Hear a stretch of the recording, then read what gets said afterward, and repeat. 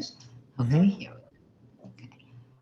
Okay. Good. So actually, I'm just so amazed that we all come together during the summertime. You know, it's not it's not easy nowadays. As people can go on vacation and get busy with the summer, like running around, and to just to give you a little background of what we're offering for this 8 modules of empowerment workshop. So all 4 speakers, Mike, Donald, and Iris, and myself, have been getting together once a week for the past 3 months since the month of May. And we were discussing, okay, what are the titles for the modules? How many modules will be suitable for the small group setting? And just every one of us put so much insight into this workshop. Like I just cannot say thank you enough to every speaker. So without further ado, I'm going to bring our first speaker, Mike. So Mike, as some of you guys have been attending of other workshop he has been part of. So he's a guide and a life change catalyst. And his modules he will be mentioning in his presentation. So Mike, you want to take it over? Absolutely. Thank you, Angela, and welcome everybody. I'm glad to have all of you here. It's amazing. It's beautiful to see all of your amazing faces. And we're going to go through a bit of a journey over the next few weeks, starting with today. And that journey, by the way, that reminds me, I'm going to actually make sure that all of my email stuff is closed. There's no more notifications coming. And the same thing I'm going to ask for you guys. If you're looking at your laptop or your computer and there are any applications that would bring up notifications, any applications that would bring up any sort of like pop-ups, let's turn them all off together right now, just so we can be present, be here, learn, participate. Today's going to be a participatory experience, right? You're going to learn. Yes, absolutely. I'm going to share a lot of amazing things. And over the next 4 weeks, all the speakers are. And we also want to keep it honest to the time that you have and that you've graciously, given to learning for yourself, right? And so today we're going to go through 2 modules, and it'd be fantastic for everybody in the group if we are all together and all paying attention and all contributing, because you listen to something, you hear it one way, somebody else hears it a completely different way. It's time to ask questions. You benefit from their questions, they benefit from yours, and it becomes this beautiful synergistic group thing. All right, so to make it a group thing, first thing I'm going to ask, as one big group, I'm going to ask everybody to unmute yourself and say hi. Ready? 1, 2, 3, hello. Unmute. Go for it. Hi, Hello. everyone. Hey, Hello. everybody. What's going on? Good to see you guys. All right. Um, Fantastic. And at any point, if you have any questions, because what we're going to do is, of course, we're going to have people on. We're going to mute us all so we can all listen, just in case there's background noise. And at any point in time, if you do want to ask a question, you absolutely can. Just unmute yourself and ask a question. There'll be times for questions, moments for questions. It's interactive. So you're going to have moments to ask and moments to listen and moments to participate. All right. And, who does that sound good? Who here loves that? That's the idea of that, right? Let me see a show of hands. Fantastic. Beautiful. In doing this today, if you might have your screen off, ideally, if you can, let's have our screens on. But if you're not, maybe the hairs and rollers, or you're not sure exactly if you want that, it's perfectly fine. Whichever way, we love you. Whatever way you come right now, you can always still use your reactions, right? So at the bottom of the screen, there's the reactions, and you can raise your hand, you can clap, you can have a heart thing, you can celebrate, you can do whatever you want, okay? And today in this whole series is about a step-by-step progression, a step-by-step stepping into mastering and awareness of different aspects that we can master for ourselves. So then we can be more effective. right?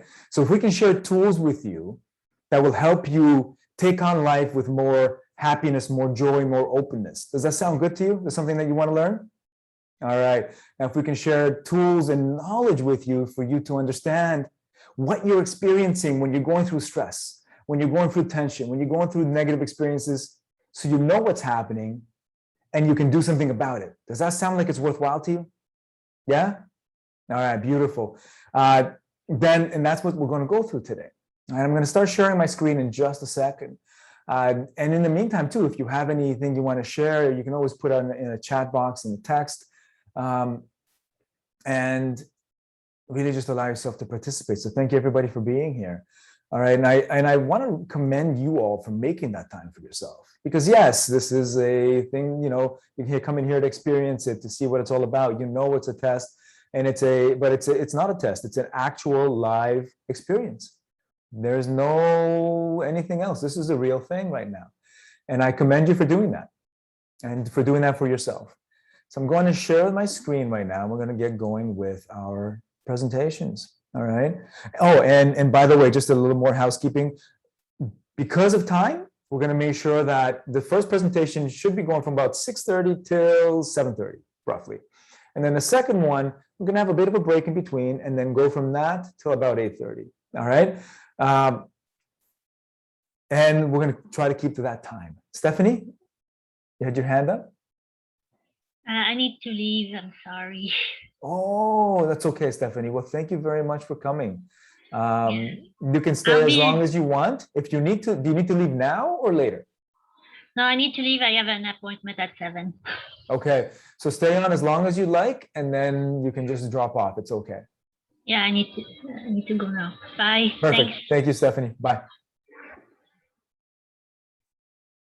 Perfect. All right, so we'll get going with our presentation. Okay, can everybody see this? Perfect. Yeah. Mm-hmm.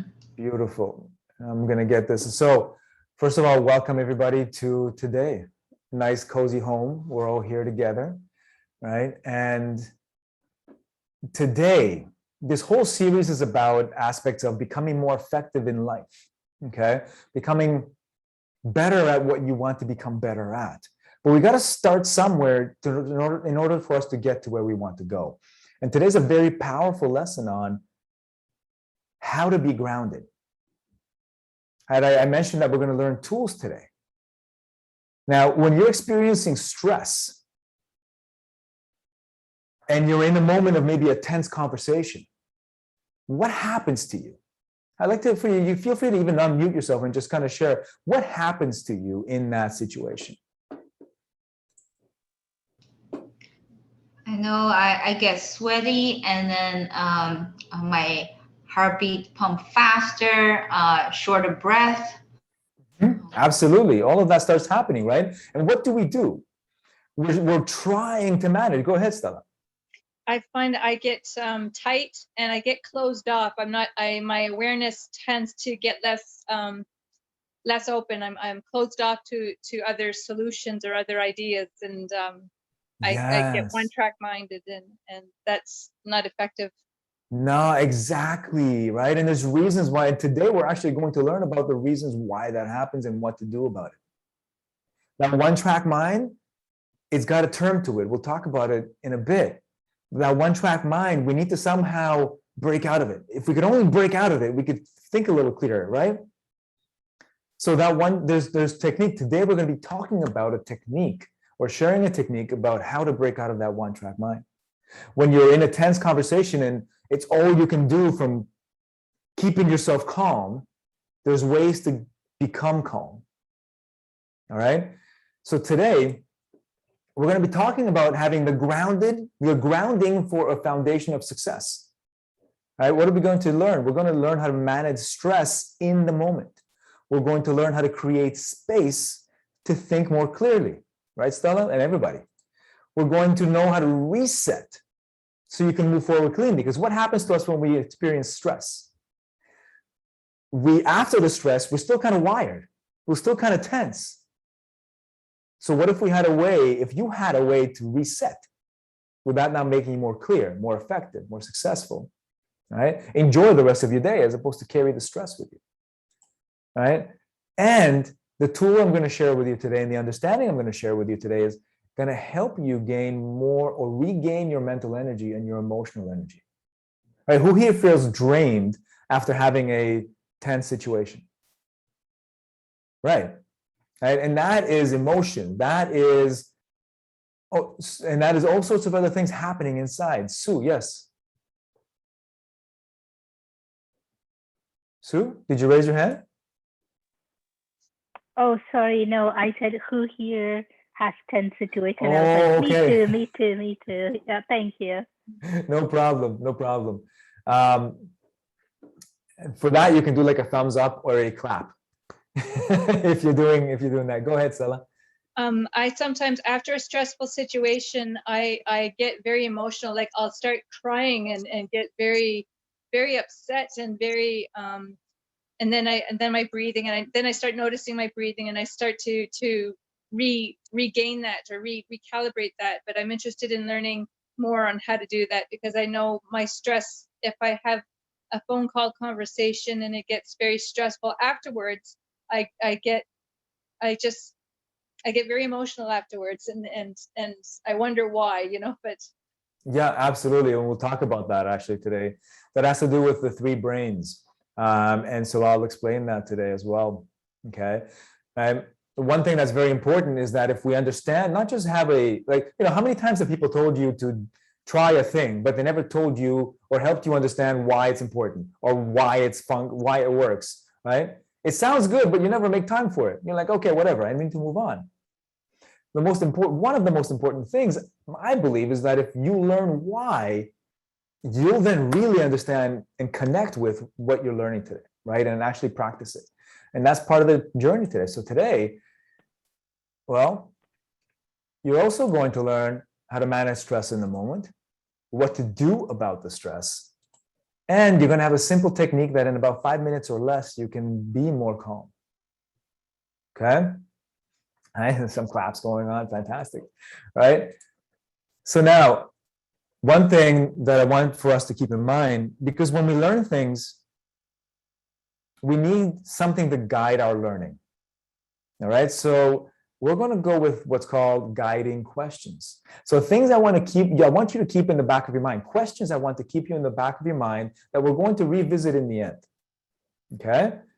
So guiding question that would really help you in learning what you're learning today is, how does stress affect your decision making? I want you to think about that. When you're under stress, how does it affect your decision making? And as you learn through what we go through today, you will get to see why. And I'd love for you to be able to share back to me at the end what you've learned about how it affects you. Okay? Here now. Why do you want to practice the technique that we're going to learn today in your life? Right? We're going to talk about that in the end. You don't know what the technique is, so you can't really answer that right now, but that's something I want you to keep in mind. Okay? And something that you can't answer yet either is, how can you seamlessly insert the technique into your life? Right? Because a lot of things that we learn a lot of great things, but we always say we're too busy. And yes, there is a time factor. But some things we can actually add to what we already have. We'll talk about that in the end as well. Okay? I see somebody writing down, so I'm going to give you just a quick second to have that note for yourself. Okay. So today, we're going to check in. We've done our check-ins. We've done the introduction, sort of. We said hello, right? There's lots of us, so we're not going to go one person at a time. We're just going to go ahead. And we're going to go into our learning for today. We're going to have a question and answer, and we're going to have a review at the end. Okay? Now, I mentioned this is part of a series. All right? This series is 8 modules, and we're starting us from the ground up. Well, I guess in this case, it's the ground up. Right? So module 1, gives you a technique for being grounded and being successful. Module 2, which we'll do in the second half of this afternoon, this evening, is learning and taking what we learn and taking that into more understanding of yourself. Next week, we have modules 3 and 4, taking the foundation that we got from the previous modules and building on top of that. And every module builds on top of the previous. And so today, we're focusing here. All right? Grounding for foundation of success. Now, before I get into the real details of everything, I'd like to be able to share with you a little bit about me so you can understand why it is that I can be here with you to speak to you about this. Does that sound good to you? Does it sound like you want to learn a bit more? Yeah? Because it's important to understand that I and the teachers that you're going to learn from, the instructors, we've not just learned this, but we've learned it, applied it to ourselves, and know how to help you apply it to yourself. I wasn't always in the personal improvement, spiritual healing side of things. I used to be an engineer. All right. Now I am passion and purpose driven.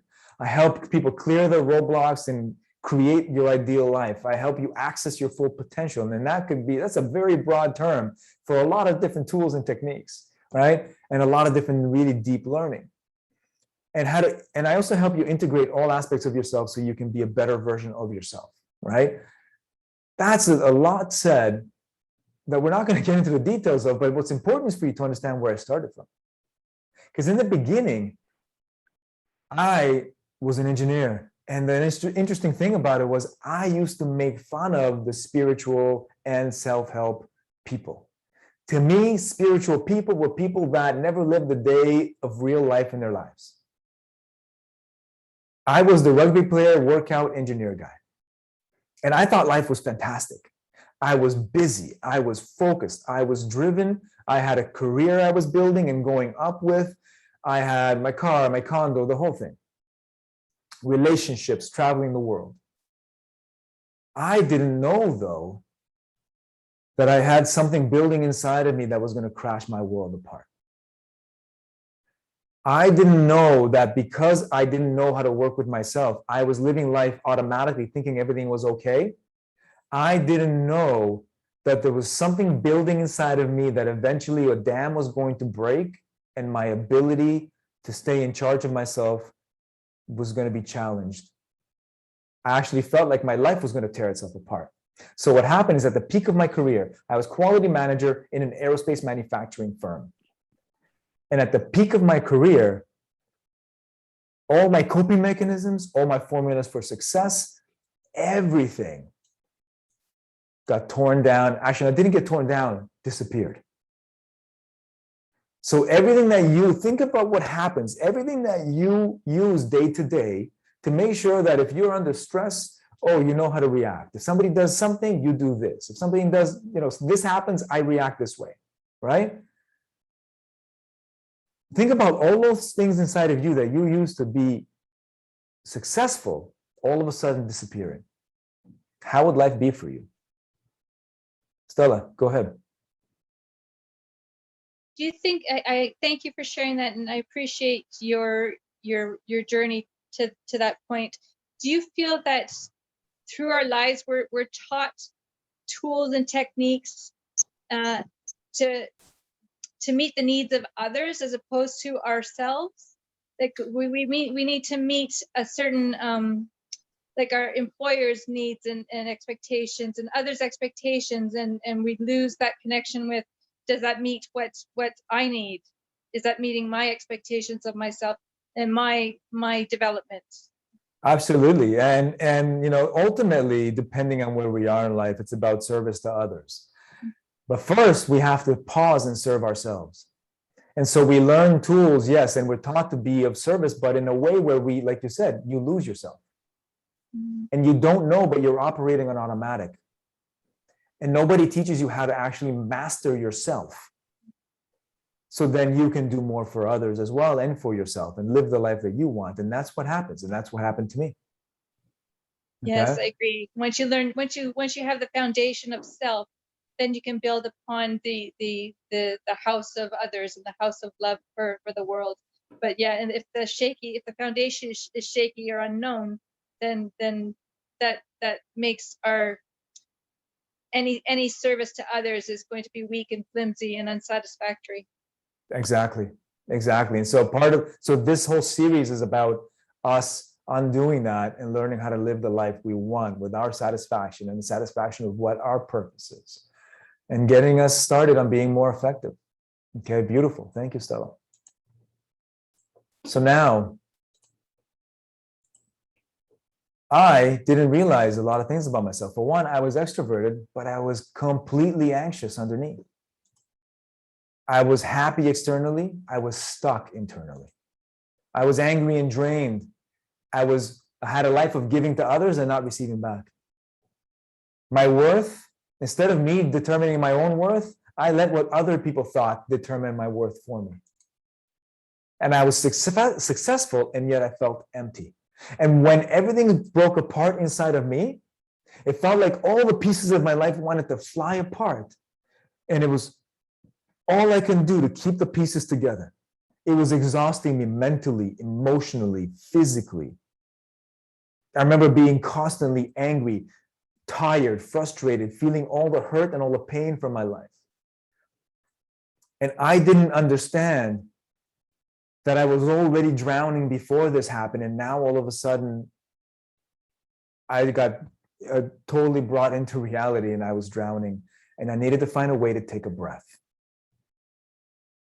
I needed to find a way to raise myself up to be able to at least pause and give myself the space to take a breath so I can make more clear decisions. And the funny thing was, or the really interesting thing was, is at that time, I'd met a woman I knew I was going to marry. And so now I had to manage my tension and my stress, my anger, my pain, my hurt, all the stuff coming out of me, and meet my in-laws to be, get them to love me, and not tear apart my relationships, including the relationship with the woman that I was going to marry. All of that. Think of dealing with all of that. And so the tool that I'm teaching you today is going to be very straightforward, very simple, and very profound because it's part of what I used to help myself come up and take a breath. So when you use this as your foundation, it's going to help you really change your life. Okay? So now, this is what I used to say to myself. I'm exhausted. How can I keep it all together? I just need a break. That's what I used to say to myself. It took me years to get myself out of it because I had to learn what I'm teaching you faster now. Does any of those statements reflect with you? Right? Good. So now, grounded for a foundation of success. How do you manage stress? I want you to take a minute, and I'm only going to give you a minute because I don't want you to overthink about this. I want you to think about your day and write down, how do you manage stress? So go ahead, write that down. Maybe there's a couple of things that you use.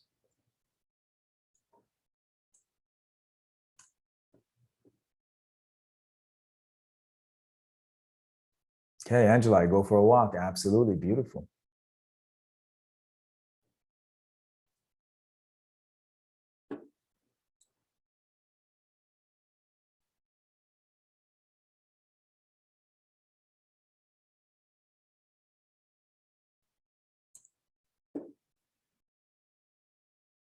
Sue, I try to pause in the moment, not always successful. That's right. It's not always successful, right? Good. Feel free to write it down, actually, because we're all here. We're a big enough group. Let's all write it down. Write down a couple of things for yourself in the comments here in the chat.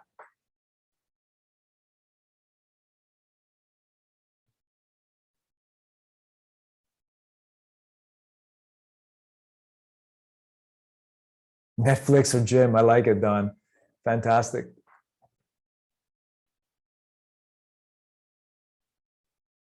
Okay, so the next question. Okay, Stella, I drink a glass of ice water, practice breathing and dance. I like it. Wow. All right. Self-expressive. All right. So now This is how you manage stress. And what we're usually trying to manage stress about is to become more effective. So what does it mean to you to be more effective? What does being effective look like to you? Write that down in the chat box.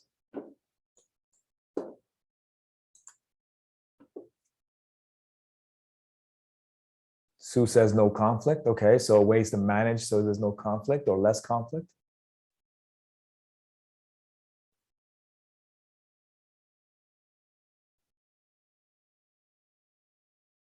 Okay, just another 30 seconds or so. It means being more efficient and productive, right?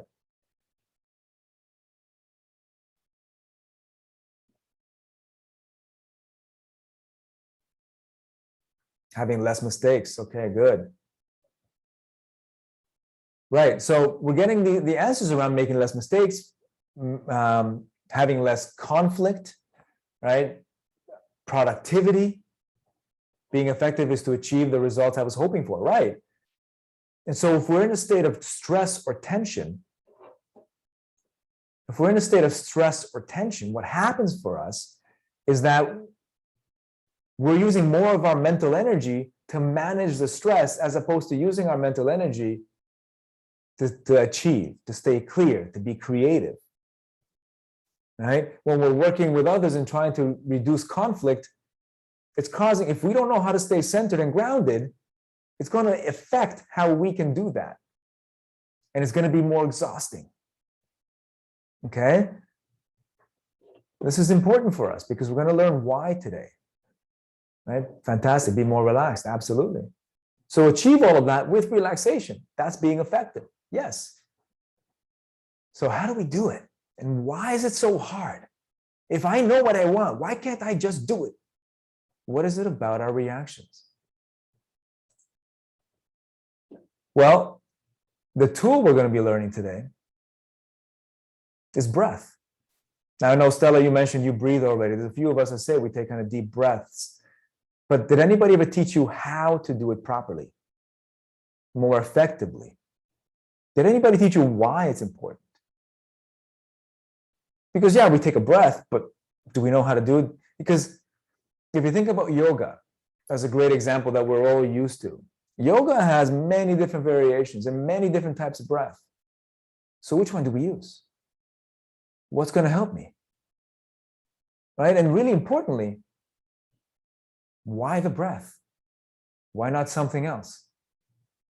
So I'm going to ask you guys to type it in. Take another like 30 seconds. Just type in real quick. Why do you think the breath is so important?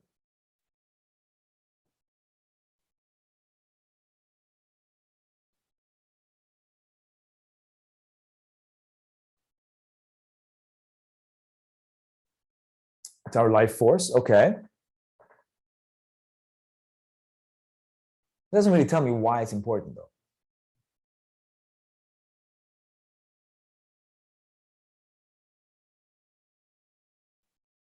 Just a couple more seconds. See if you guys want to add something. Gives us time to reflect in the moment. Absolutely. Absolutely. And the question is why and how? All right.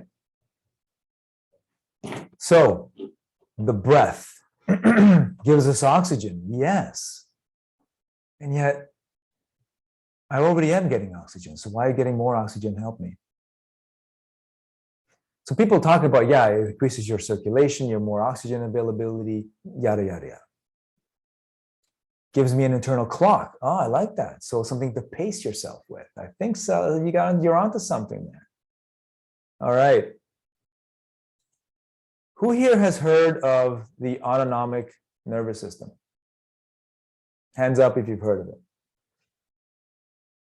So this is part of the understanding, learning part of today, okay? This is right now where you're going to learn why it is that it's so important to breathe, okay? Our autonomic nervous system is our nervous system, is a part of our nervous system that takes care of all the automated reactions, reflexes, and tasks, right? So when our hands get sweaty, when our heart starts beating, our digestion, all of that is being taken care of by the autonomic nervous system. And the autonomic nervous system has two states. It's got the sympathetic in orange here, fight, flight, faint, and freeze, the stress response. And it's got the relaxation and healing response, the parasympathetic in green, rest, relax, digest, and heal. Our nervous system cannot exist in both states at the same time effectively. It wasn't designed that way. And what we want to do is we want to live as much as possible in the parasympathetic state, the rest, relax, digest, and heal. Can I tell you a little story of what happens though? Why it is that our nervous system was designed that way? Would that be fun? I think that'd be fun. All right? Because the nervous system was designed not by a human, it was designed by nature, if you will. And nature designed it 1 million years ago when our forebears were living in caves, foraging in the wilderness.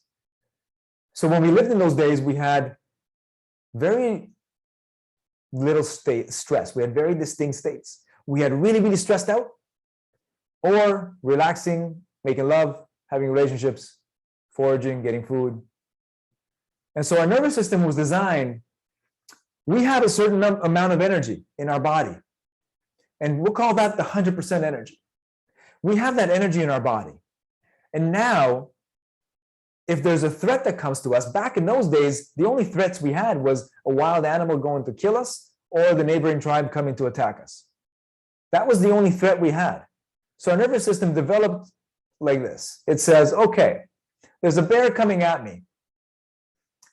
If I do complex mathematics right now, is that going to save my life? The answer is no. So the brain takes 20% of our energy. The body reduces the energy available to the brain. We get brain fog. We stop thinking creatively because it reroutes that energy to the body. All right, so now I just finished eating. If I digest this meal while the bear comes at me, is that going to save my life? No. So our body says, okay, I don't need that to deal with the threat. So I'm going to reduce the energy I use. So your body shuts down digestion. Similar things can happen with the immune system, with stress. Well, if I fight off my cold, is that going to help me? No. So I might reduce my ability to fight viruses. This is why when people go on vacation, they might get sick for the first day or two, because they never had an immune response to begin with to deal with the virus they already had. And so on and so forth. So our brain says, and that didn't change in the last 200 years since we've had industrialization. So our brain says, oh, this is my threat. How do I deal with it? And it shuts down everything else, including creativity. All right, so now, what does this have to do with breath? What is the only system in your body, and I want you to write this down, and no cheating, no waiting, just write it down. What is the only system in your body that you have 100% voluntary control over?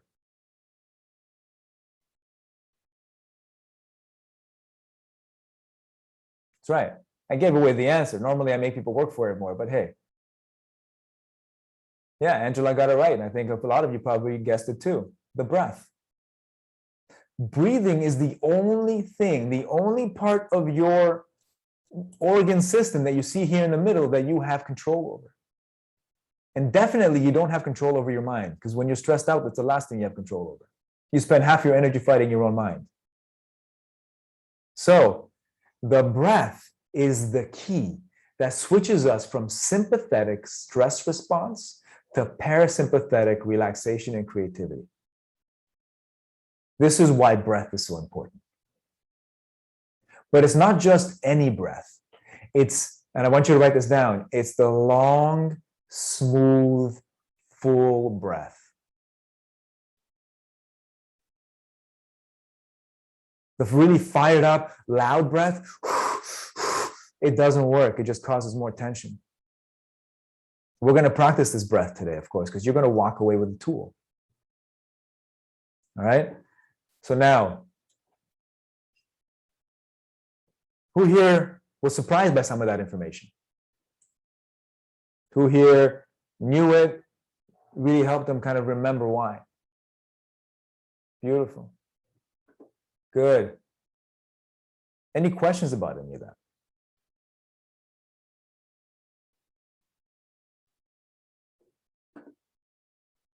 Hey, Stella, go ahead. Will you help us to learn which breath is more optimal for whatever situation we're in? Do you know, like sometimes a long, smooth, full breath is good for one instance, but the fire breath is good for something else. So there's different breaths are beneficial and more optimal in different situations. Will you be able to guide us in the right, aligning those breaths with the right activity, please? We'll see if we have time for that today. If not, you can always ask me questions, and there's other modules that we're developing on the side that might be great for that as well. Okay. And I don't want you waiting for those modules to come out. So if nothing else, I might just give you guys an email or send you some information about that. Okay. I'm just taking a note on that. So today we're going to focus on the long, smooth breath, because about 90% of the time, with the type of lifestyle we're experiencing and the type of stresses we have, that's the breath you want. Okay. There's very few times where you're going to want something else, unless you're working on something specific, in which case the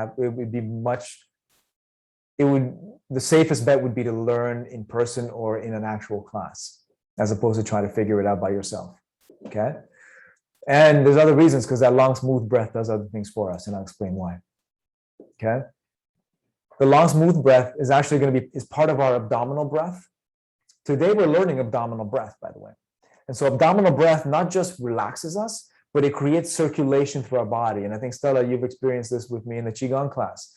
This is more in-depth learning for you about why the breath and how it works. So for all of us, regardless of whether you took my Qigong class or not, this is the abdominal breath. You'll learn what you need to learn today, all right, for it. The abdominal breath creates circulation in your abdominal area, so your digestive system gets healed. It creates circulation to your lower extremities. It's the only thing that creates a real pump of circulation down to your toes, which makes your sexual health, the health of your legs and your lower body, all of that, abdominal breath. And it not just creates using the breath to switch you to a state of relaxation. Abdominal breath stimulates your nerve, your vagus nerve, and actually allows it to secrete relaxing hormones. So abdominal breath is a very important breath. Okay, you're learning a lot today. So, hope you're taking notes, but it's okay. You can always ask me later. Some of us are. Good. All right. So now, some of you mentioned, there's more than just physical stress. There's emotional stress. There's mental stress. The abdominal breath helps us deal with, or helps us get grounded to support these three different types of sources of stress. Okay? Just take a moment and just take that in. There are different sources of stress: physical, emotional, mental. Okay? Now, you might say that they're all one. And yes, we all experience them at the same time, probably. But it's interesting because of how we're created. And how we're created, we have three brains. We have one big brain, of course, the whole brain. We really have three brains. All right? So what we've learned up until now is why the breath is important for our stress response, our parasympathetic system, getting us into that. Now what we're learning is another thing. The fact that we have three brains. One brain here, the brain stem in red, it's our reptilian brain. It's our reaction and survival brain. In here, when you put your hand on the stove and you don't even have to think about it, it just goes whoop. that reaction is programmed in this part of the brain. You don't even know you've done it when your hand's already off the stove. Okay? So in here, it's not just those instinctual reactions, but any other instincts that you picked up in the lessons you've had in life, the traumas, the stresses. So this applies to when you're dealing with people, how you react to certain people, how you react in certain situations, almost becomes automatic. You have to catch yourself or you're doing it without realizing it. We also have the emotional brain in yellow, the limbic brain. And so when our emotions start taking over, this is a part of our brain designed to work with emotions. And then we have the rational brain. This is the newest part of our brain. This is the part that makes us human, rational, knowing, logical. Guess what happens when we hit a stress response and we stay in it for a while? Actually, we don't have to stay in it for a very long time. It's almost automatic. Remember how I said our brain reduces its ability to think because it's using up too much energy and our energy needs to go somewhere else? Yeah? What happens in stress response is we lose access to most of this rational brain. And we get trapped in a loop between the emotional brain and the reactionary brain. The emotional brain, the survival brain. We think the negative emotion, the survival brain reacts, which makes us think more negative emotion and more reaction, and then more negative emotion and more reaction, and becomes this buildup. This is called the amygdala hijack. The amygdala hijack. This is what happens when we're stuck in that stress, in that state. You know when you're watching yourself go crazy, but you don't know how to stop yourself? That's what it is. And guess what switches us out of it? Because we can't reason ourselves out of it because we've lost that here. The breath. The breath opens this back up. So we have access to all of it again. Stella? Is this reminds me a lot of how if I'm in a situation and instead of reacting, I want to respond. So I take a moment to take a step back from the situation. And so is that similar to what you mean? Like you take a breath so that you can create room, create space between those areas, between the amygdala hijack and the neocortex. I want to make that connection and bring that rational brain into action. Absolutely. That totally reminds me of that. Yeah, and it's just it's one way of seeing that. Absolutely. And sometimes we just need one breath. Sometimes we might need to breathe for a while. And depending on our reaction, we might need to keep breathing. Depending on the situation, we might need to keep breathing. Okay? One thing I'm going to say before we go into practice, because now it's practice time, right? And that's not why this sprinter is here for us. Stress isn't all bad. It's not about avoiding stress entirely. Stress was designed for good reasons. It gives us the adrenaline boost so we can stay focused and stay driven. It makes us successful in physical endeavors. It can drive us to success. The challenge is when stress becomes chronic, or when we don't learn to master how we approach and stress takes over. And most of us by this point are dealing with the effects of our brain having programmed itself to allow stress to take over. So we're going to learn how to unprogram that with practice, but the first thing we need, the foundation of that, is breath. Okay? So I want you to think about right now, before we go into this, what is stress doing in your life right now? Just think about it. Take about 30 seconds. Think about it. What is stress doing in your life? How is it running you?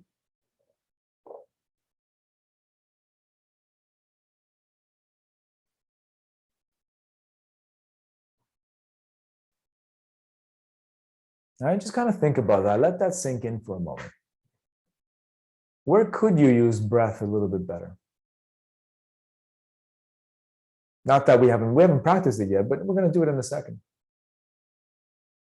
Okay. So now there's going to be a handout, page X, I called it, because I'm going to send you guys all a handout on what happens in long-term physiological effects of stress.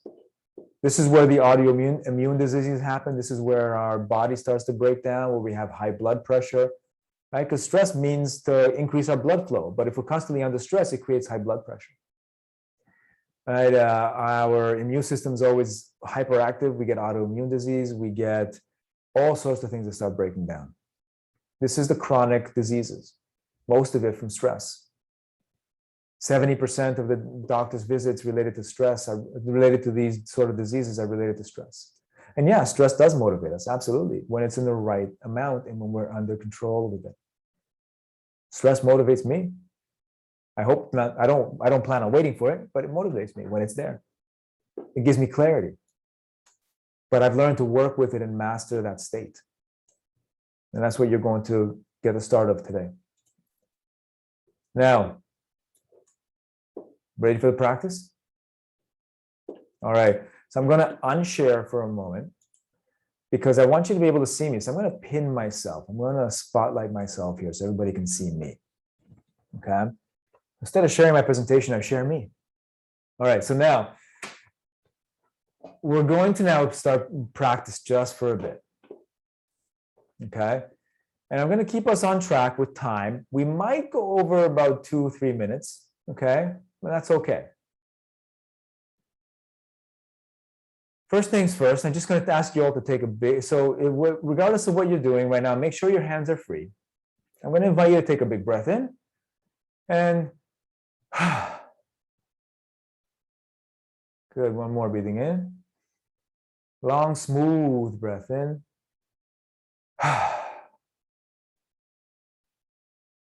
Okay. And one more, smooth breath in. Make it long and smooth. Take your time with the inhale.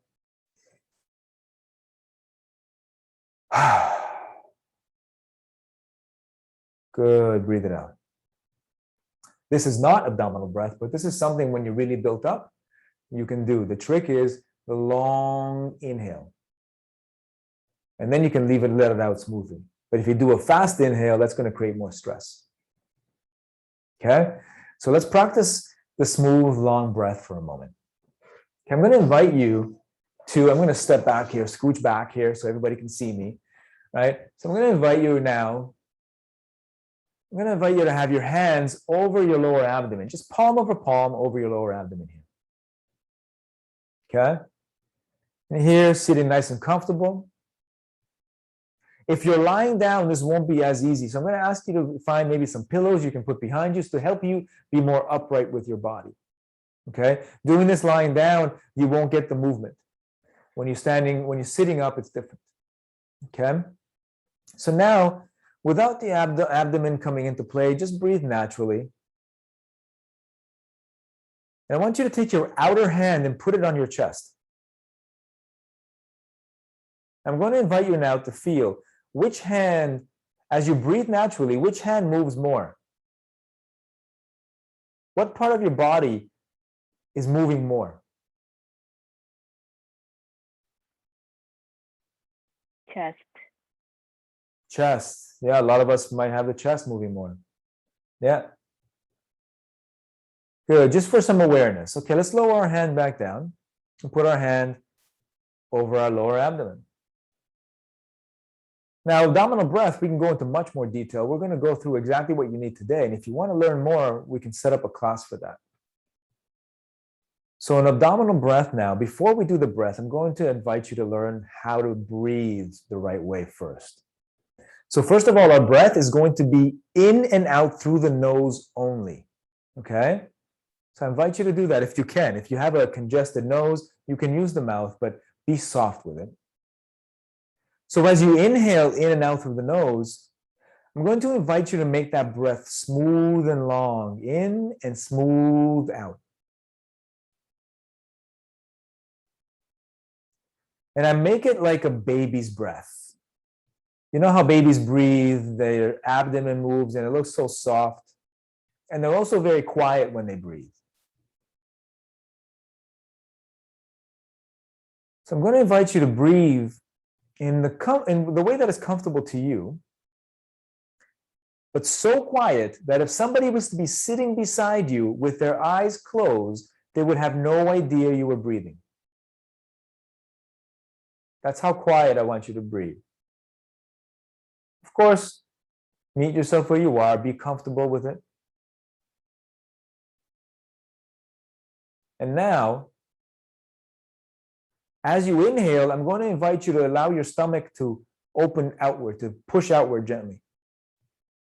And as you exhale, allowing your abdomen to come back in. As you inhale, your abdomen softly comes out. And as you exhale, your abdomen comes back in.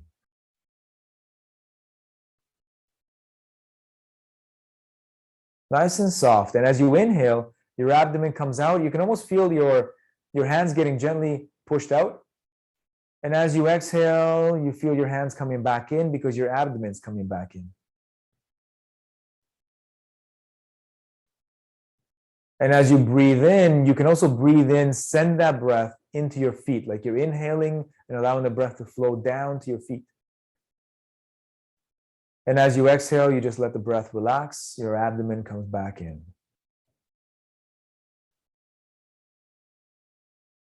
Breathing in, the breath softly goes down to your feet. Breathing out, abdomen comes right back in.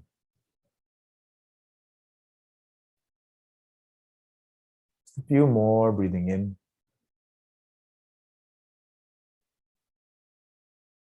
And breathing out.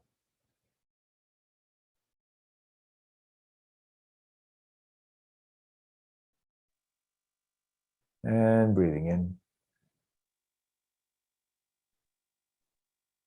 And out. Now follow me, I'm going to count for us, starting with the inhale. Breathing in, 2, 3, 4, and out. 2, 3, 4, 5, 6. In, 2, 3, 4. Out. 2, 3, 4, 5, 6. Breathing in, 2, 3, 4, and out. 2, 3, 4, 5, 6. Breathing in, 2, 3, 4, out. 2, 3, 4, 5, 6. One more. In, 2, 3, 4. Out. 2, 3, 4, 5, and 6. Good. And relaxing the breath, relaxing your body. Feel free to just open your eyes. That is the breath we're practicing. That is the abdominal breath. Stella, go ahead. Sorry. I was trying to visualize it and engage the correct muscles. And I found myself focusing a lot on my diaphragm, and that the diaphragm sort of was like an umbrella where I opened up the diaphragm and then engaged my abdominal muscles. Yeah. And then when I was exhaling, I let out the air from the top and just slowly closed my umbrella diaphragm and then engaged the abdominal muscles where I felt like I was actively pulling my muscles in. Is that I don't want to say correct, but is that right? Yes, actually. So you can think of it as a diaphragm breath. So as you breathe in, diaphragm comes down. And as you breathe out, diaphragm comes back up. So breathing in, breathing out. Okay, like that. I'm thinking like letting out the air, because it was still taking me some trouble to visualize my lungs. I felt my lungs were down in my abdomen for some reason, but they're up here. So I let out my air. Now when I breathe out, I'm letting out the air from the top and pushing it out that way, Mhm. so that then everything closes. So sometimes we want to get really involved in what's going on, and Well, sometimes yeah, you just have to let go. And so for us, when we're practicing train the this, right great question, Stella. It's about just letting the breath do the work. And yes, you might feel like your lungs are all the way down to your stomach. That's normal. Don't fight it.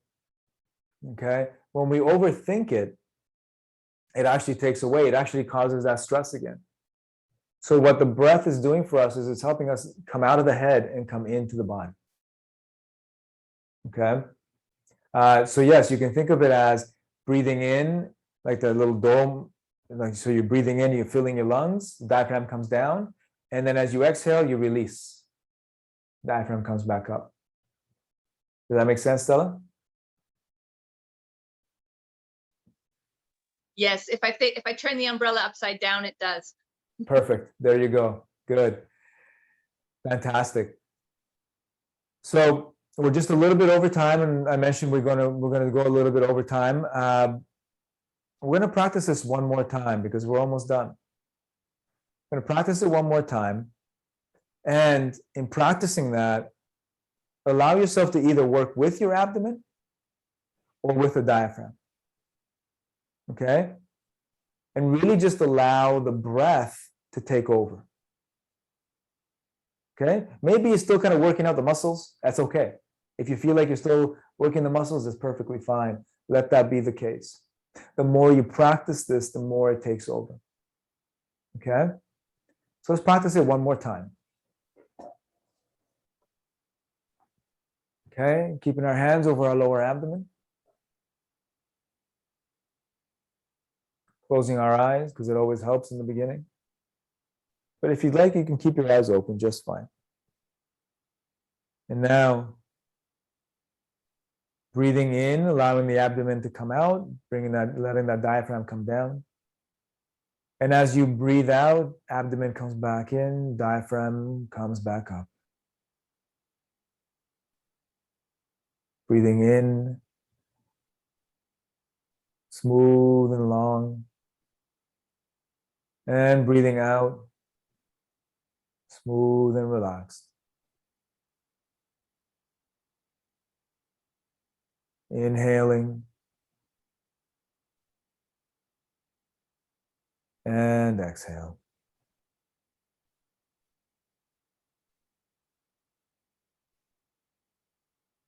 Following my lead, breathing in, 2, 3, 4, out, 2, 3, 4, 5, 6. Breathing in, 2, 3, 4, and out, 2, 3, 4, 5, 6. Breathing in, 2, 3, 4, and out, 2, 3, 4, 5, 6. Breathing in, 2, 3, 4, and out, 2, 3, 4, 5, 6. In, 2, 3, 4, out, 2, 3, 4, 5, and 6. Relaxing the breath. Good. Relaxing ourselves, opening our eyes. How did that feel this time? Okay. Some of us are a little bit sleepy-eyed. Amazing. Thank you. Yeah. And some of us finally felt it. Some of us might feel relaxed generally. Some of us, we might feel like our body's more awake. and we're relaxed because we're starting to create circulation in the body. And this is kind of bringing all of us together. Our body, our mind, our heart, the whole thing, very relaxed. You can do this in meetings. You can do this during stressful situations. You can do this before and after stressful situations, especially after, to decompress. And you might find some emotional releases, and that's okay because that's your body, like we learned, the limbic system decompressing, the emotional system releasing. All right, so yes, more connected and trusting. Thank you, Stella. Absolutely. Absolutely. So we're almost done this portion for today for our evening lessons and workshop. We have part 2 where we get into the second module. I'm going to finish with the slides because this is something that is, of course, very important. So we've learned this. I should have shown you this beforehand. That would have helped, right? So diaphragm coming down, abdomen coming out, but hey, we figured it out afterwards, right? And so what did we do? What did we learn? We gained a how-to of releasing stress. We learned the abdominal breath. It activates our parasympathetic states, creates a healing massage for our organs and our digestive system, improves our nutrient absorption, creates circulation right down through the lower part of the body and helps us detoxify, as well as keeping us relaxed. So we're going to leave right now. We're not going to leave the questions, but we're going to add, I'm going to go back to, and I apologize, I'm going to go back to a few things here. Another slide that's not coming up.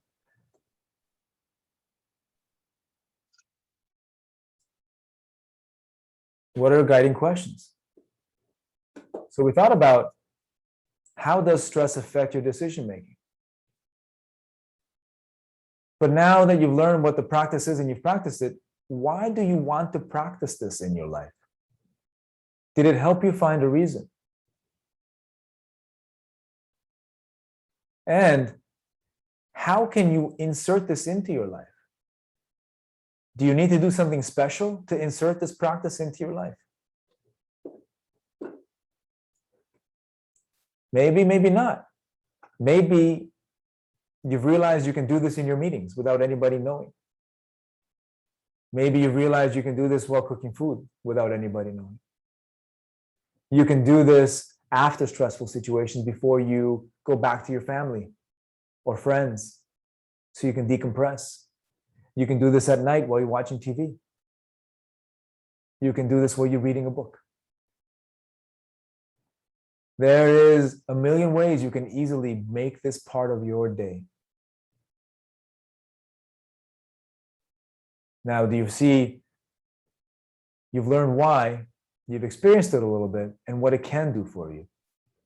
Imagine practicing this regularly to get yourself in a state where you can be more creative, more relaxed, and healthier. What would that do for your life? Are you excited to include this? Are you excited to bring it with you? All right. Much love, guys. So now, at the end of this, I'm going to send you a link where you can actually get me taking you through a full class of breath as a whole. So really going into depth with abdominal breath and giving you a guided practice with it. So I will send you a link of that afterwards if you want to go and check it out. Okay, it's going to be a video that you're going to have access to. Okay, so I don't want to leave you without a tool you can follow, right, in the beginning. And with that being said, let's click real quick all the way through, right to the beginning, right to the end.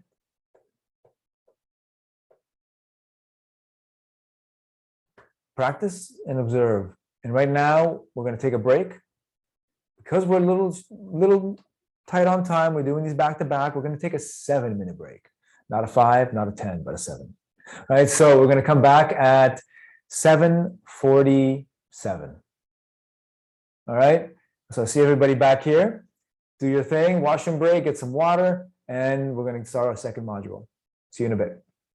All right, so welcome. Yes, recording is in progress. And welcome to the second portion of today's learning. This is module 2. So in our first module, you can see how the breath is kind of the foundation that we need. When we use the breath, we can create that space, like Stella was saying, and creating a space helps us be able to open back up to our more creative brain, to our rational thinking, to our higher faculties. It helps us wake up and be present. It slows us down so we're not getting anxious and all over the place. So now what? When that starts happening, great. So our breath is now doing that for us. And is that the end of self-mastery? Is that the end of being as effective as we could be? Is that the end of being the most effective person you can be in your life? No, there's so much more to it, right? So we're going to go through that a little bit more today, in the rest of today. And today we're going to be talking about core beliefs in this portion. All right, I'm going to share my screen. Beautiful. And also make sure, again, if we have anything that needs to be turned off, let's make sure that's turned off. And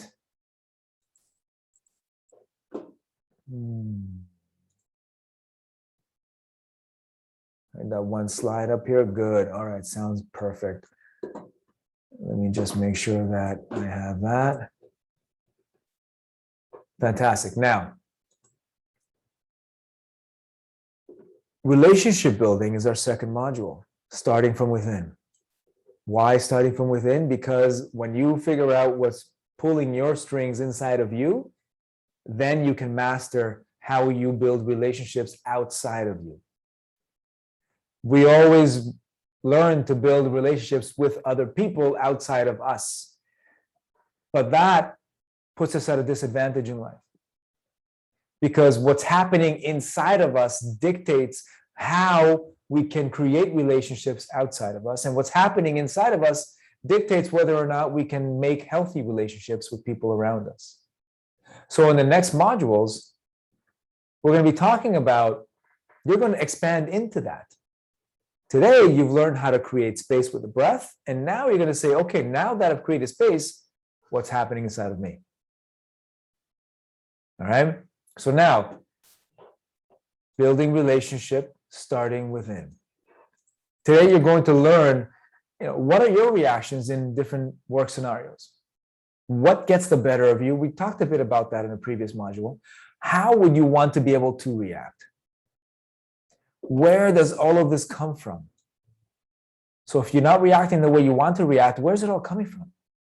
And why do other people react differently than you? Why can't you react like them? Why are you different? Why are they different? We're going to talk about the child mind. That's a bit of a hint. And we're going to have a practice around core beliefs. Okay? So we can understand what a core belief might be. Has anybody ever done any work on core beliefs, by the way? Raise your hand if you have.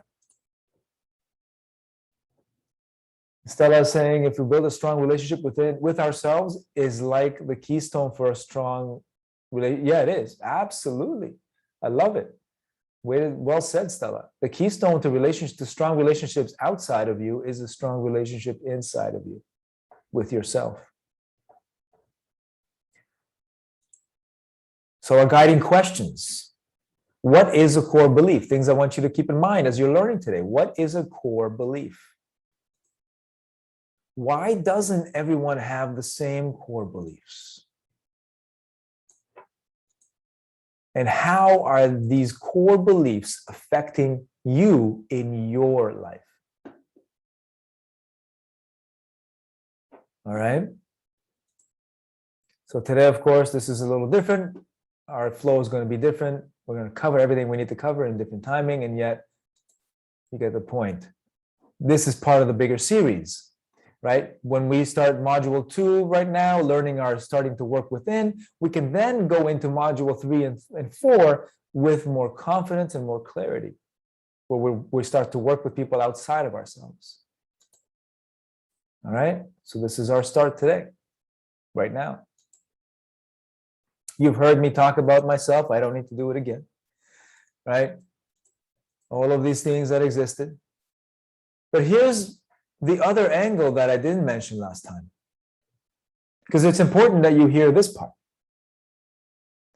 Last time I spoke about how I needed something to be able to lift my head above water, to take a breath. But once I started doing that, I needed to start fighting off all my negative reactions, because those negative reactions were exhausting me. I didn't know why, but I spent most of my day managing my own desire to blow up at people, managing and holding back my desire to yell at people, and my inner thoughts of, this person's trying to take advantage of me. Why is everybody so rude to me? Why can't people respect me? I'm afraid because I can't let go of what I've built because people will not love me. All of these things were happening in my head, but I didn't know it because I just thought I never had an example to teach me differently. And because I didn't have an example to teach me differently, I didn't realize that life could be different than what I'm already experiencing it to be. Does that make sense? Life can be different. Your inner talk track can be different. And if you had a different inner talk track, what would that be like? Much different.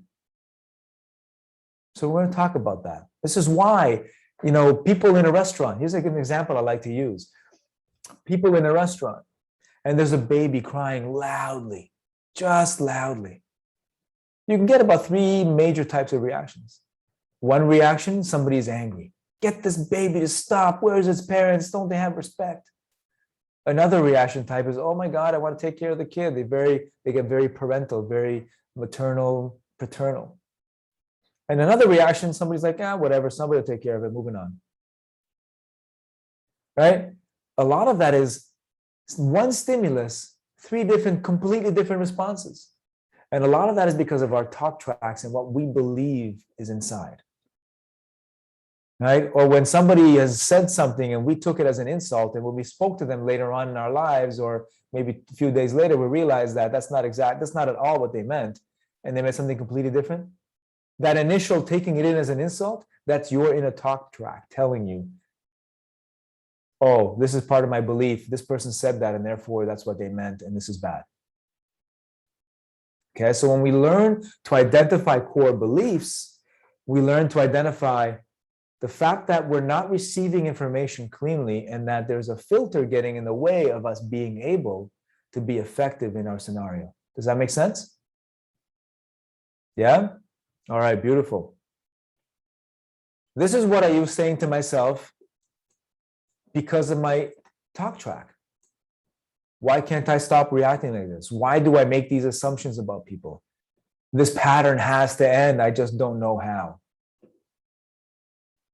See how it's another layer of what's happening to us. Can you identify with that to some degree? One of this, I just need a pause and reset and a break. And now it's like, okay, now I'm getting this. How do I make the stop? Right? Core belief starts getting us there. So, core beliefs. I had all those core beliefs and all those stresses about how, why are things happening? Why are people being rude like this? Why are people being disrespectful? What do you find asking yourself most about other people when you are experiencing stressful situations? What do you find yourself wondering or saying to yourself? You can even close your eyes if you want and just kind of take yourself to the last time you had a negative reaction to somebody that you thought was a little bit out of proportion, excessive. Take yourself to that scenario and ask, what sort of questions were you asking about the other person? What was your belief about the other person?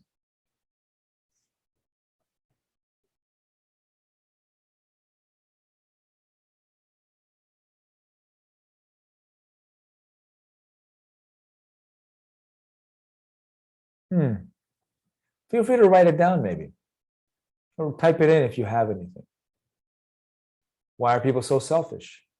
Yes.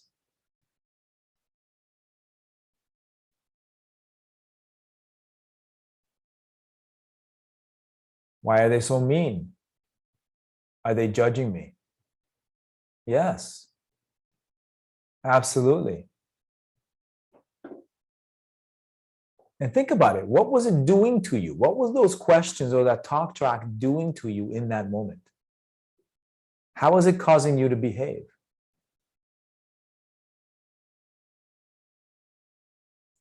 What were you needing to do to manage all of that?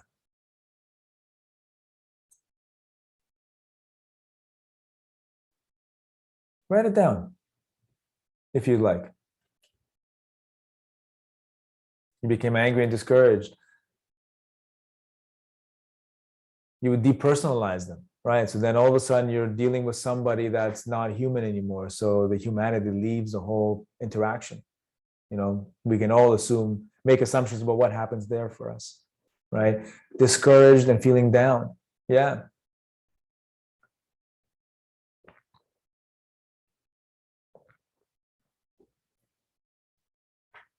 How is this affecting you in your relationships? These inner talk tracks, your personal relationships. You lose empathy for others. Yeah. Which causes all sorts of other statements probably, right?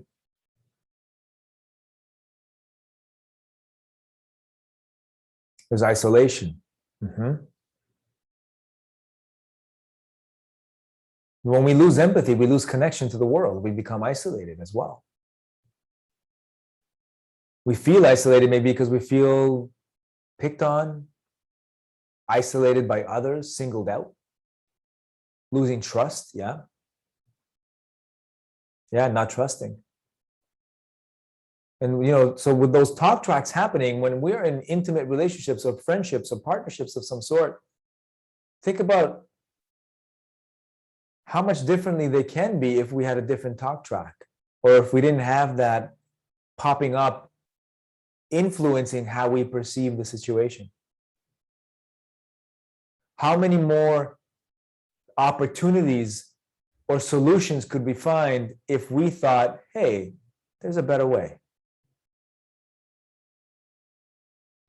Or something with more positivity to it. Instead of saying, yes, I found is that the same voice I have for others comes from the same voice I have for yourself. Yes, that inner talk track. So we're going to identify a little more about that, right? Because when we start to learn about that information, it helps us to know that it's simply a talk track and it's not actually us. Instead of fighting it, we just identify it. And when we identify it, we realize it's not us and we can move forward. This is the beauty of working and learning to work with this, is realizing that that's just my talk track. It's not me. Why don't I ask a few more questions and see what's really happening in the situation? So we create space with the breath, and now we're creating space with our mind sort of helping us go, wait a second, I know that talk track. Wait, let me ask the questions and get more clarity. Does that sound like it could help? And think about what it's doing for you physically, emotionally, and mentally. Having that talk track brings you down. So now, how do you work to overcome it right now, at this point in your life, with the tools that you already have to the degree that you know to use them? When you run into that, what do you do now? What are you doing now?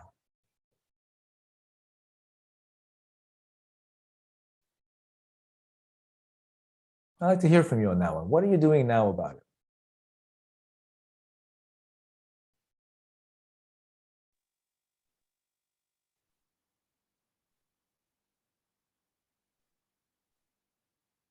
Yes, Stella?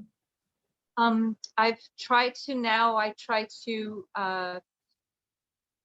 think of the person as a person, and sort of the same questions I'd ask, like I'd ask for myself, I'd ask for them, sort of like, I wonder what pain they're going through. I wonder how they're feeling. I wonder what trauma they're experiencing 5 minutes ago, what they're experiencing now. I try to imagine that same sort of grace that I expect for myself, I try to give to others. And that's how I try to think of things. I mean, it's difficult and it takes a lot of work, but it helps me to stay grounded because it's more personalized, not just with myself, but I'm extending that to others. So I feel that connection, that life connection is growing for me when I do that. Perfect. Yes. I love that. Yeah, asking questions is a very important thing to do. Making the realizations about the other person's humanity, right? Asking the questions. And you also said that it's tiring to do that. It can take a lot of mental energy, right? Angela was also saying, think positive facts about the people I thought as selfish. Absolutely. But you're always managing it, right? You're always kind of like, oh, it's happening, let me manage it. Happening, let me manage it. And that's okay. I mean, we need that, right? And you have identified tools that most people don't really have, right? They don't already have these. It takes the energy. So what does that mean though? Okay, good. So now you have a tool. We move on? Not really, because what if we could clear that? What, do we want to work the rest of our lives just counteracting that thing? Or do we want to learn tools that will be the foundation of what we need to be able to clear away the filter to begin with, to be able to undo and over time clear away that talk track? To identify that, we need to know, we need to be able to go deeper. We need to be able to go to a point that helps us realize the true reason behind why we're reacting the way we're reacting. Not because we want to go into the depths of bad stuff. We don't want to do that. But a lot of times when we start to see the truth, when we uncover the real reasons underneath, we start to be able to really realize, wait a second, what am I doing? Right? And it becomes, instead of trying to fight myself or counteract myself, because what you just described are all formulas for success. Oh, I'm reacting this way. Let me think positively. Right? And those are important. We want those. But ultimately, we want to be able to overcome the need for them. Okay, that takes time. But one of the first parts of it here right now is identifying that belief system, that real belief system underneath. Go ahead, Stella. It keeps coming to my mind, and I see like a string, and you know how if you twist a string and you keep twisting it, it's the end spins. The one end is spinning, and it's like the other end. If you go back to the beginning of where the string starts, it's still, it's not straight, it's not twisted. So I keep having that vision of the string spinning on one end, but still on the other. And it's not moving. So I imagine that we'd like to sort of get the string to be straight and not twisting, to be like the source. And that took time. It took a lot of years for me to get twisted up. So it will take time to untwist it. And I believe that you will provide us tools to help us with the untwisting. Yes, and we will, and this whole series is part of that. And the work that I do with people is to go real down into the depths of all of that and help the untwisting and give you the tools to be able to now shift into that new way of being. Okay, and today is a part of the learning, so this is going to give you a great foundation for that. Absolutely, I love the metaphor because it's true. That right, and I like it. It's not all of the twists aren't what's important. It's the string. The string itself is twisted, and the breath will help. The breath will help connect to the I see it as all that. Yes, it took me a long time to become who I am, yes. And it'll take me. I remember that it will take me some time to undo that. So it's absolutely that expectation is not unrealistic now with that time frame in mind. Absolutely. Yeah. And I love how you said, this is what I say to to all my clients is like, it took you your whole life to get to where you are. It's not going to take you nearly as long to undo it, but it's going to take you some time. It's not going to be an overnight thing. Right. So this is where practice, this is why I asked about how do you fit into your life? You want to change, we practice. Right. So now we're going to get that next level of understanding of what are some of the statements underneath. Okay. So now, by the way, great statement, Stella. Thank you. So now, where does it all come from to begin with? And why that string? Why do we have to go deeper like that? Well, all of our beliefs came from a certain place, a certain time, a certain experience. And it goes deeper because, spiritually speaking, in yoga, they say there's 8 memories, right? There's 8 sources of memory, the DNA, the life experience, there's all sorts of different ones. And yeah, there's memories that pass down from your parents. There's memories that you took on as you were growing up. And generally speaking, just to make it simple and clear,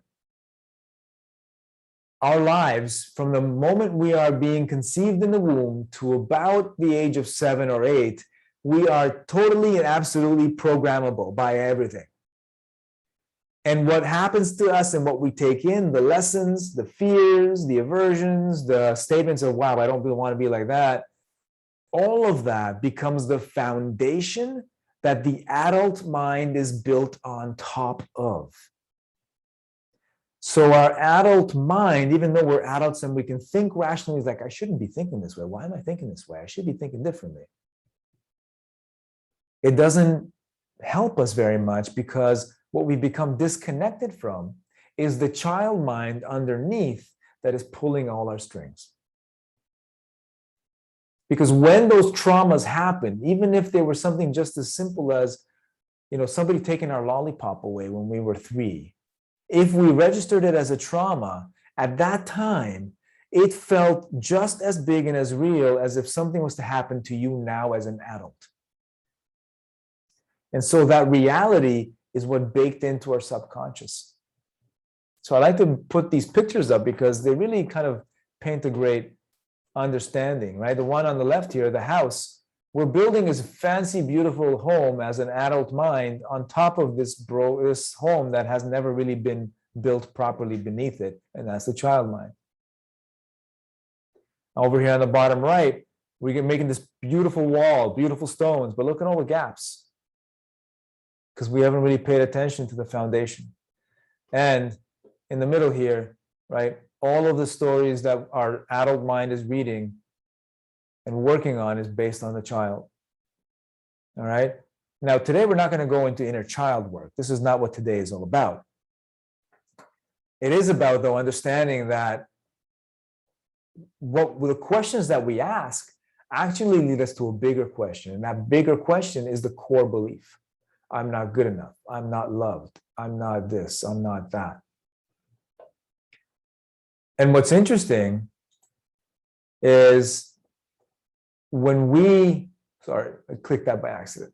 What's interesting is when we believe something so badly, you ever had moments where you believe that something bad has happened or somebody's being some way and everybody around you is trying to tell you, no, this is good. Look what's happening. This is what it was. And no matter what's going on, you won't believe it or you won't see it. An example would be,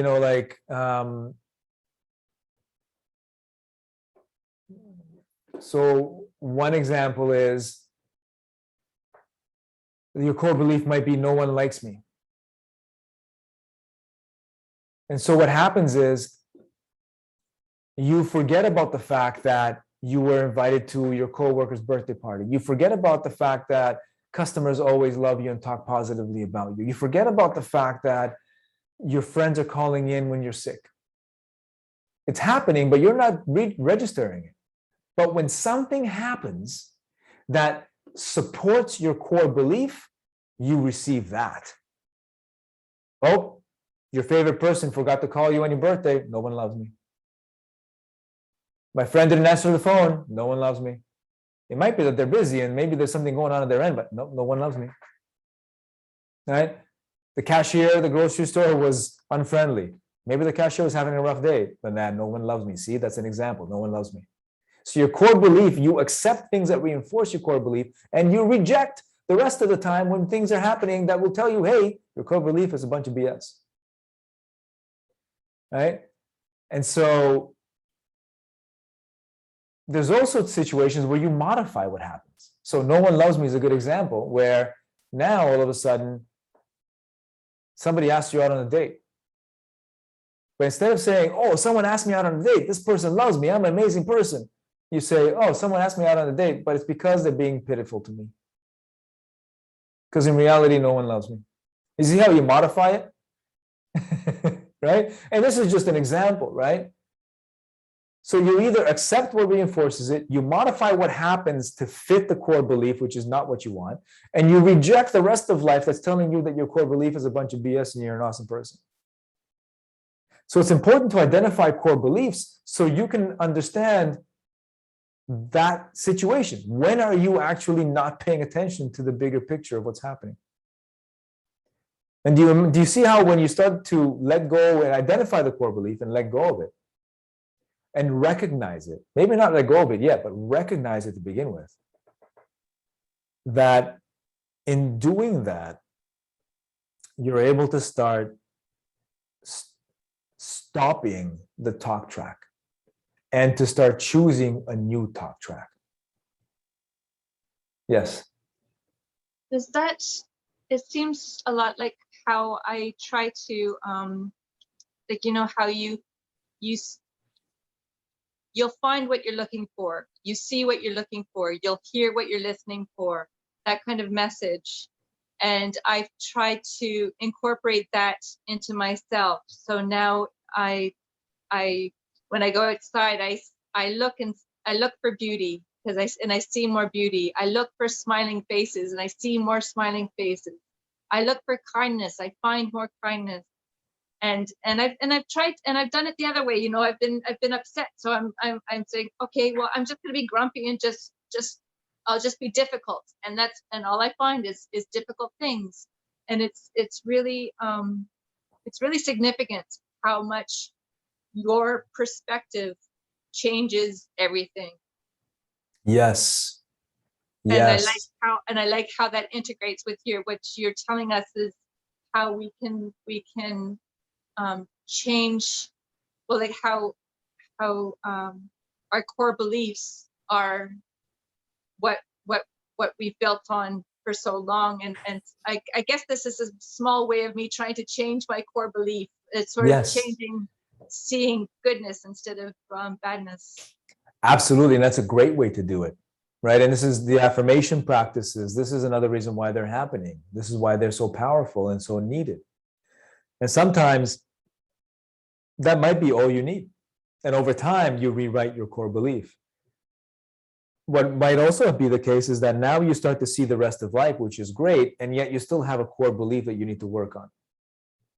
So when you identify a core belief for yourself, you can then actively choose to start working and changing it. Which ties into what you're doing, Stella, because now you're going to actively now seek the things that prove that your core belief is not right.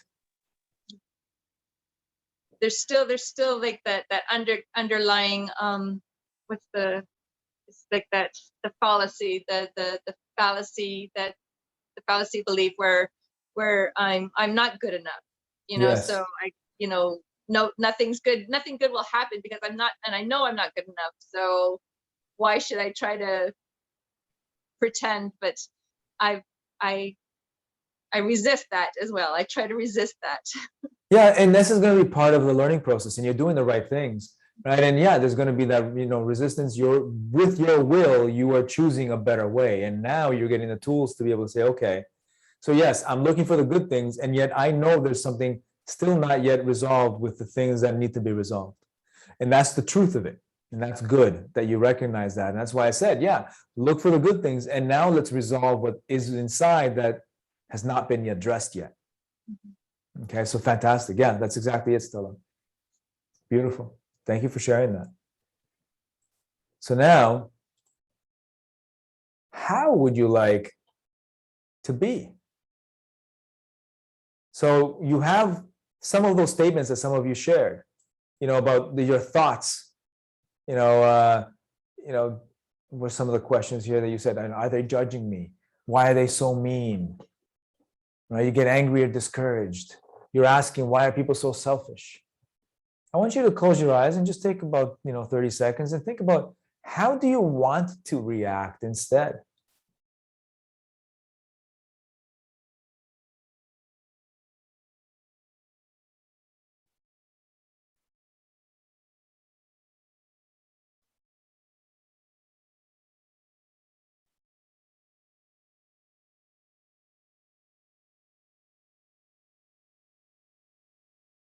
Okay, type it in. I'd like to see, how would you like to react instead?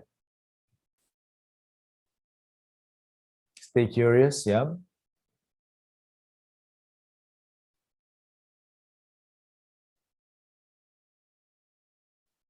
More tolerance and love, yeah.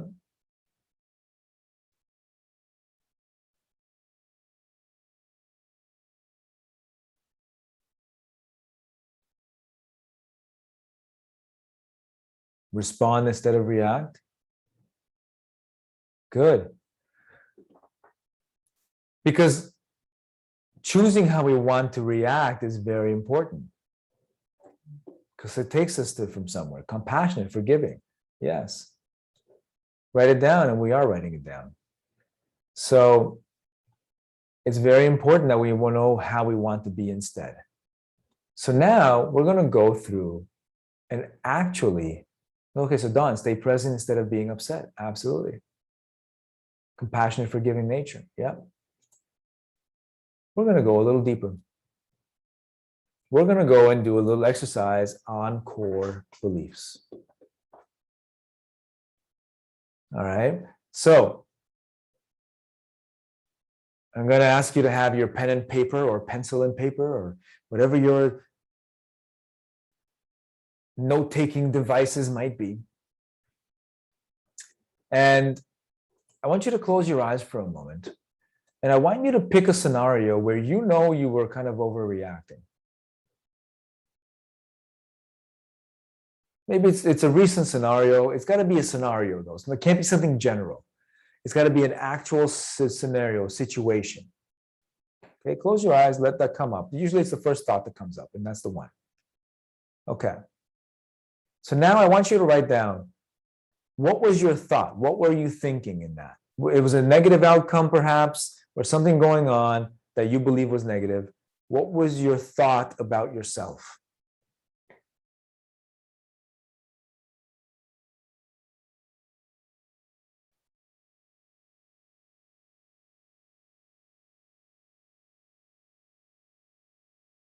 Okay. Just a little bit more. And now, how did that leave you feeling? How did the scenario or the situation leave you feeling?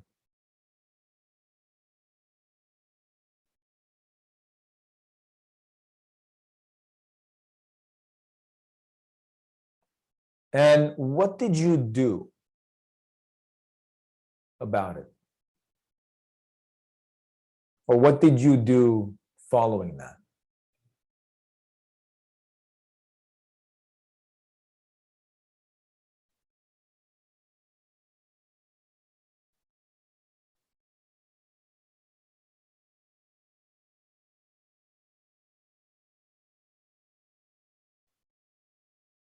So take a moment now, if you like, and share that in the text box. What was your thought? What were you feeling? And what did you do? You don't have to share the situation at all, just the thought, the feeling, and what you did.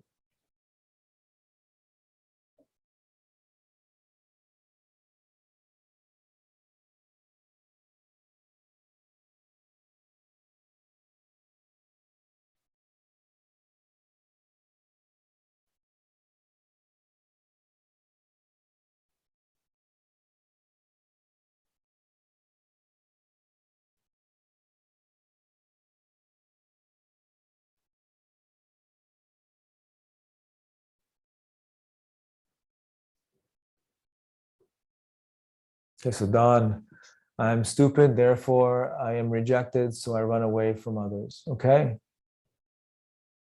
I'm not lovable, hurt, and sad. I treat the person with hostility. Okay. I don't like him, her. I felt frustrated. I was a bit too judgmental. Okay.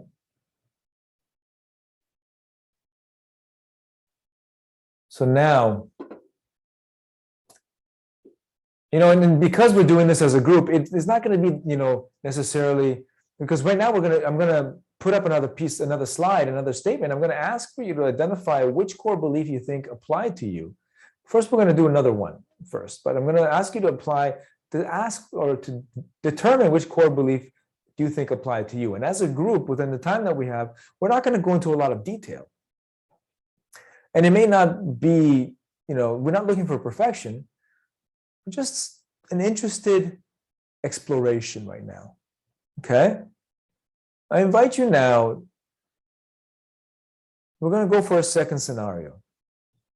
So pick another situation where you had an interaction that was tense, and I'll give you a moment to just identify it.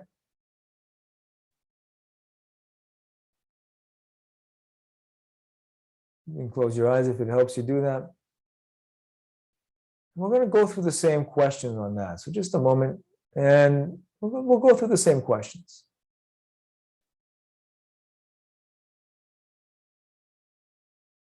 Now, what were you thinking about yourself?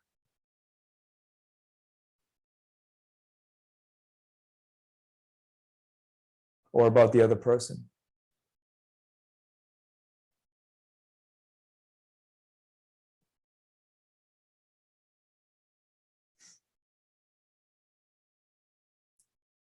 How did that leave you feeling?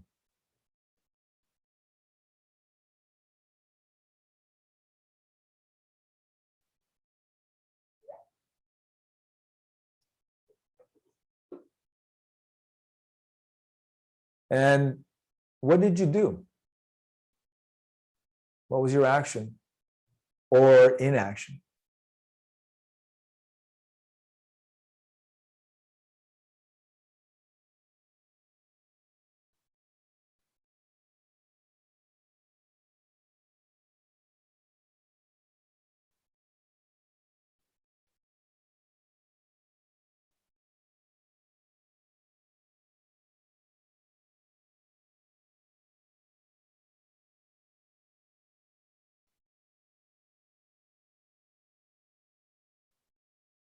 Okay.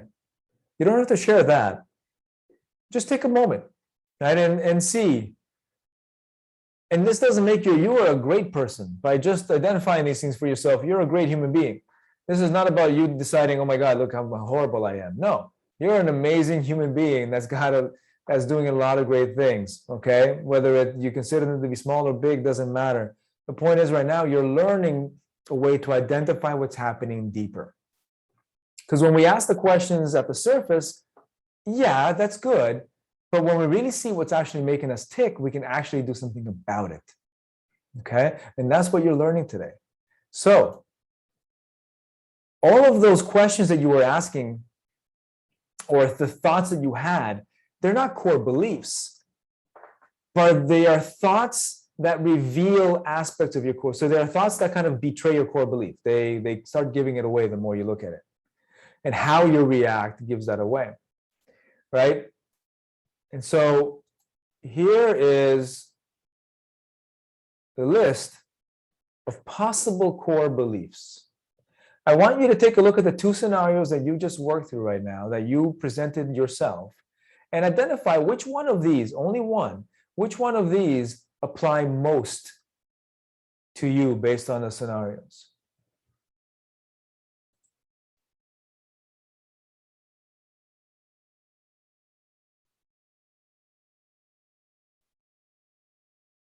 And let me know when you have it. Actually, I'd like for you to put it in the chat box, please.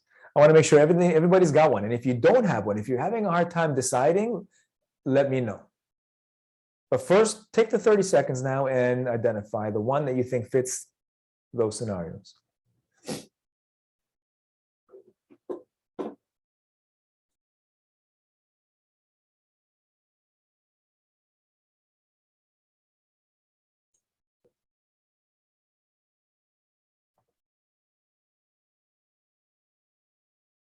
and be honest with yourself.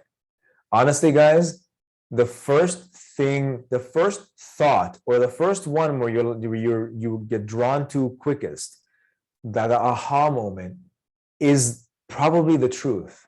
When your mind kicks in and starts to overthink and try to figure out which one it likes best, that is your mind and your ego getting in your own way. So the first one that came up, yeah, I guess you could see yourself in all four. And sometimes we have multiple core beliefs, of course.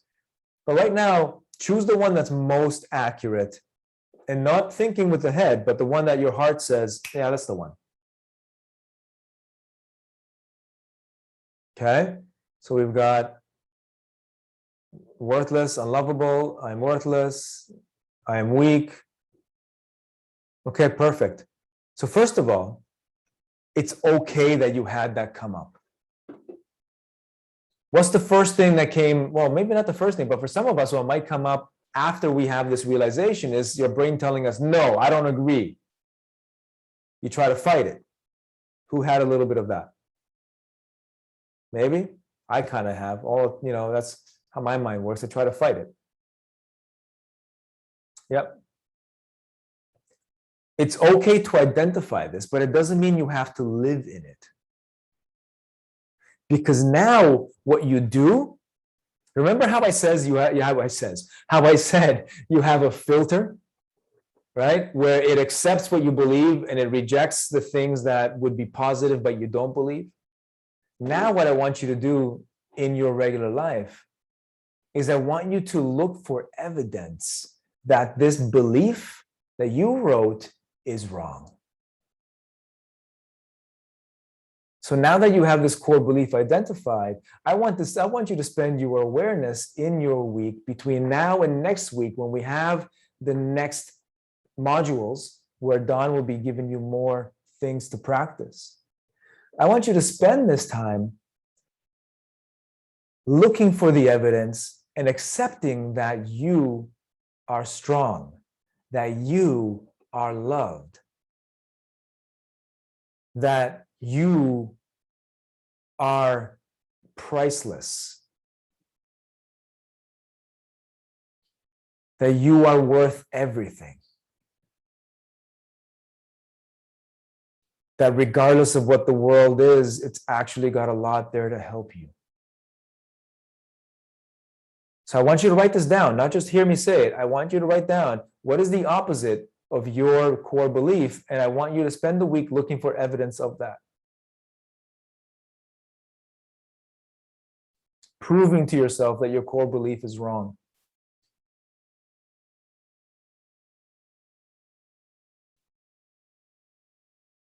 So I recognize that we're at about the 8:30 mark right now, but we're going to finish in the next couple of minutes.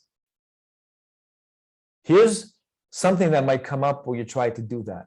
As you try to do that, your mind will try to show you evidence of and reinforce that it's right. No matter what you do, you can't seem to find the truth, and you are weak, and you are this, and you are that. Look. But I honestly will show you, each one of you, if we had the time, your strength, how powerful you are, how loved you are. If you think so, if your core belief is around your strength, look at all the things you've overcome in your life. Look at all the things that, regardless of what you thought you weren't able to do, you did anyways. That's not strong, then you're letting your core belief reinforce itself. If you think the world is dangerous, think about all the resources the world brought you when you needed it. If you think you're not loved, yes, you may have had some really, really stark, strong experiences around people treating you badly. I can agree that that's a possibility. And yet, you do have people around you that care about you. We all do. We have friends. We have people that are, if we work with customers that love us. Kids run up to you because they love you, maybe. There's all this in your life that's happening around you. So I want you to choose, like Angela was saying, that your mind is going to look for examples of how you are loved. Sorry, Stella, not Angela. Stella was saying. Yeah. I just wanted to ask you, what's another way of framing the question? What is the opposite that is also true? Like if my core belief is worthless, what is the opposite that is also true? I don't like that framing of that it's also true. What's another way for me to frame that question, please? Instead of focusing on what you don't want, word it so you get brought what you want. So what was your belief again? That you are Worthless. Worthless. Say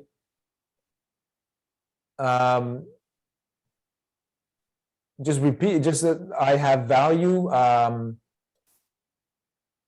the value that I brought to the world, the value that I brought to others. I want to see I'm going to explore the value that I brought to others. I'm going to explore the things that I've created that helped others. Could I frame it as could it also be true that I am not worthless? Like, could it? You don't want to use the negative because right. If I believe that I'm worthless, I'd like to give myself a counter argument. So is it not also true that you could be also great? You could also be wonderful. You could also be useful. You could also be helpful. You could also be. So just try to counter that with a counter argument. Just because that's how I think. I think in logic that way. I know, I get that, and actually, I come from a very logical background, right? And I know we're about 8:34. If we're okay with that, we're going to go to about 8:40 at most, right? Okay, so as long as everybody's okay with that, about 10-minute extra. I get that, and the one thing that's a trap is being in the logical mind. Mm-hmm. So for us, if you start having debates, your core belief will win. Because your core belief is the thing that's baked into your child mind. Remember that foundation. You're having a debate with your own foundation. So what you want to do is help the foundation realize that it can let go now. So you're going to phrase it not in a negative or not in a debating kind of way. You're going to say, no, I'm going to identify all the places where I am worth everything, where I'm priceless, where I'm precious, where I'm helping others. And yeah, so this applies to all of us. That negative belief might come up and say like, nah, or like it's going to gnaw at you maybe. And this is where you say, yeah, thank you. This is something that's very important. All of us can say this, right? So just pay attention. It comes up and it starts saying stuff and you're like, oh, okay, thank you very much. You can leave now. So we're not looking to fight it or debate it. That's actually going to make us more tired. We just acknowledge, oh, there you are again. Okay, thank you very much. Moving on. I am everything.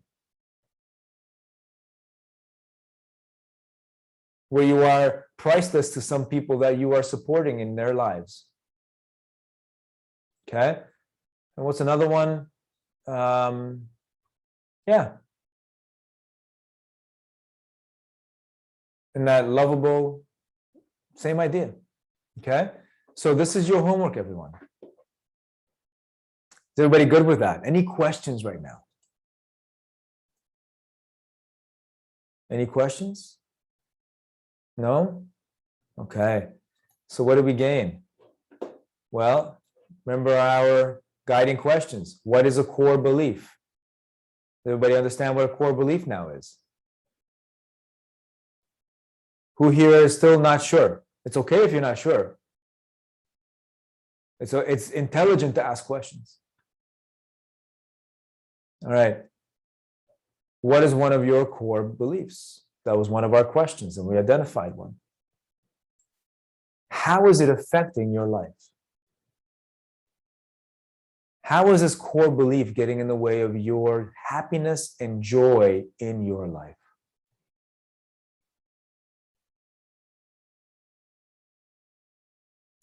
And if it's affecting your life, which it is for all of us, no such thing as a core belief that doesn't affect your life. Are you willing to do something about it?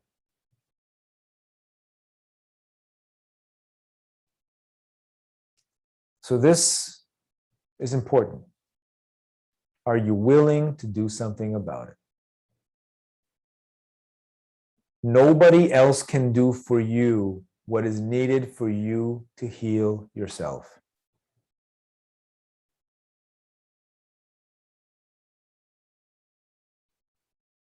They can help open doors. They can help move you faster. You are the one that needs to step into your choices and the life that you want to live and lead. And part of it now is this. Take a breath. Let the scenario kind of get clarified for you. And if there's a core belief that you're working with throughout your day, so the breathing you can do in your work, in your meetings, at watching TV, whatever you're doing. Not while walking or running, because the breathing kind of loosens up the stomach. And when you're walking and running, you want a good core. But otherwise, the rest of your day, you can do it. And in your day, because you can do this everywhere, is look for those examples that help prove that your positive core belief is true and your old negative core belief is a bunch of BS. And you, over time, like we said, it's not going to happen overnight. Over time, you will change and look and experience life completely different, with more joy, more satisfaction, and more personal wealth from within. You'll be broader and you can take on more of life. All right. So with that being said, question, Stella, yes? Oh, I'd just like to say that thank you so much, because I like the idea that a core belief is not static. It doesn't have to remain true forever, and that you're providing us the way to see that we can change our core beliefs and we can create a new one if we want. And I like that power that you give us, that agency. Beautiful, and I'm glad, and you have it already in you. Thank you, Stella, for sharing that. And you're saying a second core belief, try to argue its worth. Yeah, I just read that. And Sue, thank you. It was very helpful. I like to develop some positive core beliefs about myself and have self-compassion. Yes, absolutely. Sue, Rita, Neela, if I pronounce that correctly, Angela, Iris, Dawn, thank you all for being here. And this is the kind of work, your instructors will be taking you through all different aspects and more realizations and opening our minds and all sorts of amazing work. And this is the kind of work that I help people with, is undoing these things and stepping into your change and into a different way of life. Think about it. How would life be if you lived with a positive set of core beliefs? It'd be a completely different life. It's the difference between most people and millionaires. So obviously I'm still working on some of mine. All right, guys. Thank you, Stella. So thank you, guys. Thank you, Don. Thank you, Mike. My Great pleasure. job. That's wonderful. Thank I'll you. just leave a link in the chat for anyone to fill out a feedback form. So help us to improve as well for next module. So I just. Perfect. Thank you. You muted yourself there, Angela. I don't know if you wanted to say anything. So there's a feedback Oh, form. sorry, I muted myself. I was trying to say good job, Mike. Was so impactful. This is amazing. So I just Perfect. left two links in the chat. If anyone just take about 5 minutes to fill out the two forms. So just help us to improve on our offer, and thank you everyone for your contribution. And Mike, bravo, that's it's so amazing. Thank you very much. And actually what I'm going to do right now, hopefully it loads up here. For some reason it's not loading. There's a page. I'm going to send you guys an email later with, or maybe through Angela, with the link for the breathing tutorial where I go deeper into the abdominal breath, and I give you a guided expression or a guided practice as well. Okay. Okay. Is it you filming it? You filmed it, or okay, it's you. Okay, wonderful. Yeah, send us. I'll just forward that to everyone. Will do. Thank you. Thank you, everyone. Have a great evening. So see you next Tuesday night. Is everyone good with 6:30, or you want to postpone a little bit to 7 o'clock at night? 6:30 is good for me. 6:30 is okay. That's wonderful. Good to know. Okay, and before we say goodbye, I like to finish off with a bow, since I do teach Qigong, and that's part of what I teach. So I'm going to put myself here. Right hand makes a fist. We all do it together. This is force. Left hand is love. It goes on top. Love conquers all. And we bow. Love you guys. I honor you and everything you bring. Have an amazing time. We'll see you next week when Don's going to take us through his amazing instructions and presentation. And practice. Practice. Love. Yes. Thank you so much, Nina. Bye. Thank you, everyone. Thank you, Stella. Thank you, Angela. Thank you, Angela, as well. Thank you, Yes. Stella. Thank you, everyone. Thank you, Bye. Angela. Thank you, Mike. Thanks. Bye.